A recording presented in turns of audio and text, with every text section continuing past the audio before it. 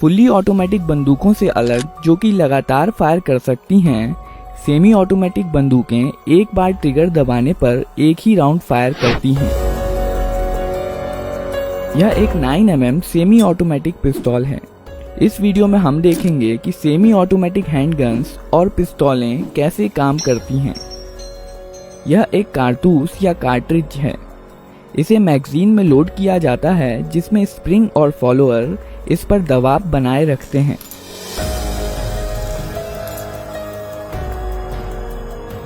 Magazine का design कुछ इस प्रकार का होता है कि कारतूस आगे स्लाइड होकर ही बाहर आ सकता है।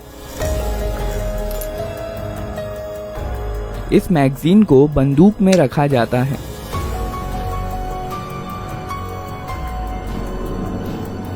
यहाँ पर बंदूक के अंदर के महत्वपूर्ण पार्ट्स दिखाए गए हैं।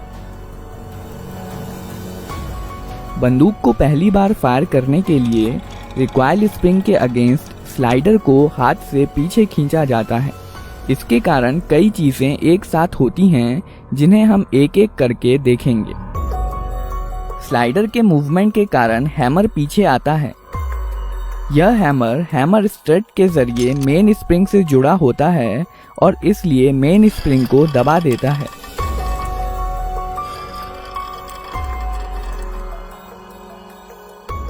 यह सीयर है।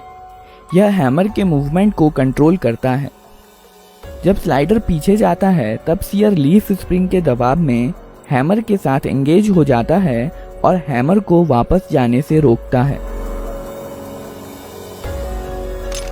जब स्लाइडर को छोड़ दिया जाता है तब रिकॉइल स्प्रिंग के कारण स्लाइडर अपनी पहले वाली स्थिति में चला जाता है, जबकि हैमर सीयर के कारण अपनी स्थिति में बना रहता है।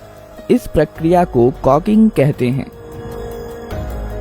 जब स्लाइडर पीछे आता है तो इस पर बने प्रोजेक्शन बैरल को पीछे की ओर धकेलते हैं, जिसके कारण बैरल कुछ नीचे हो जाता है और इसलिए अब इसमें कारतूस आसानी से भरा जा सकता है।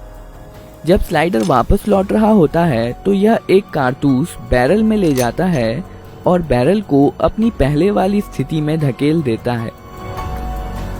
कारतूस का पिछला हिस्सा एक्सट्रैक्टर में फंस जाता है जो कि स्लाइडर से जुड़ा होता है।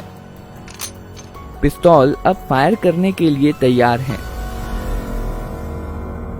जब ट्रिगर दबाया जाता है, सीयर डिस्कनेक्टर के माध्यम से धकेल दिया जाता है, जिसके कारण यह हैमर से डिसएंगेज हो जाता है।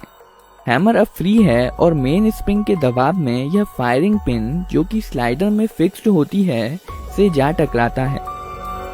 बदले में यह फायरिंग पिन कारतूस के प्राइमर पर स्ट्राइक करती है।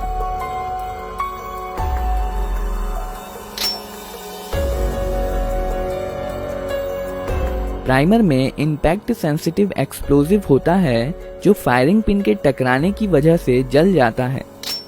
इसके कारण कारतूस में रखे पाउडर में आग लग जाती है, जिसकी वजह से बहुत सारी गैसेस पैदा होती हैं और इस प्रकार बुलेट के पीछे की जगह बेहद हाई प्रेशर गैसों से भर जाती है। इसलिए बुलेट पर पीछे से बल लगता है, जिसके कारण बुलेट बहुत तेज गति के साथ बैरल से बाहर निकलती है।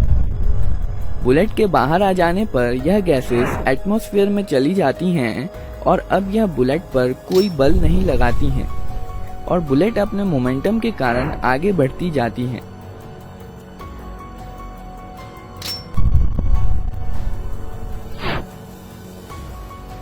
बैरल में कुछ लकीरें और खांचे बने होते हैं जो आगे बढ़ते समय बुलेट को स्थिरता के लिए घुमा देते हैं। विस्फोट की कुछ एनर्जी स्लाइडर को पीछे धकेलने में इस्तेमाल हो जाती है। केस या खोखा स्लाइडर के साथ पीछे आता है और इजेक्टर की मदद से बाहर निकाल दिया जाता है।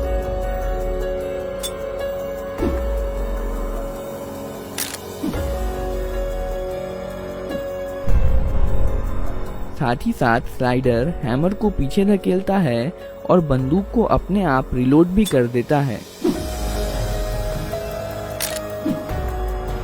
और अब बंदूक अगला राउंड फायर करने के लिए तैयार है। ट्रिगर दबाने पर सीधे सीयर पर धक्का नहीं लगता है। सीयर डिस्कनेक्टर की मदद से धकेला जाता है।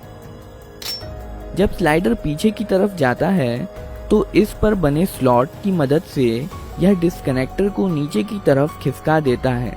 अब ट्रिगर और सीयर अलग हो गए हैं और इसलिए ट्रिगर दबे होने पर भी सीयर हैमर के साथ एंगेज हो सकता है। जब ट्रिगर छोड़ दिया जाता है तब डिस्कनेक्टर लीफ स्प्रिंग के दबाव के कारण स्लाइडर के स्लॉट में चला जाता है और अब बंदूक फिर से फायर की जा सकती है।